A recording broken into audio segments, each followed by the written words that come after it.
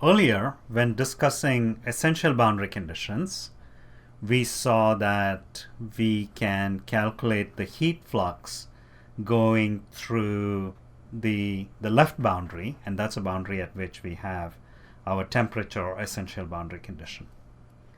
And at this point, I know the temperature at node 1. That's anyway known from the boundary condition. I know temperature at node 2.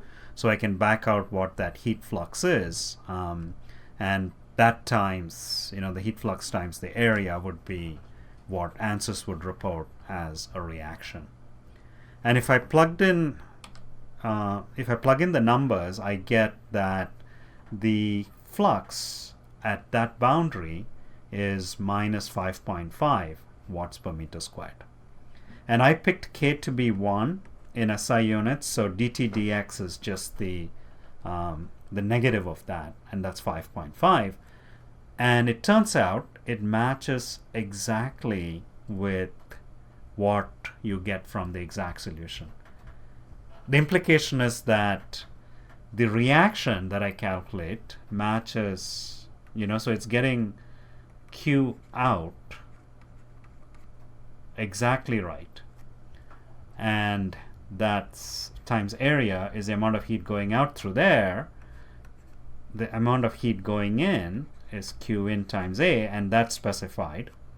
And then we also have the heat being generated times the volume. Okay, I'm indicating that as the volume. So this is specified, this matches the exact solution.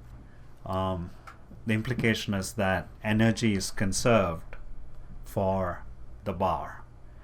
So the energy is conserved in aggregate, and this is when I'm looking at the energy coming out calculated using the discrete equation. That's the equation from the weak form.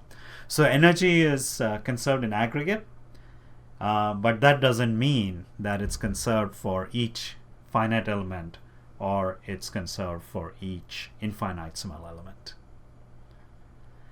And when we go into ANSYS, we'll do a 2D conduction problem, and we'll see how these ideas can be extended to 2D, to the 2D case.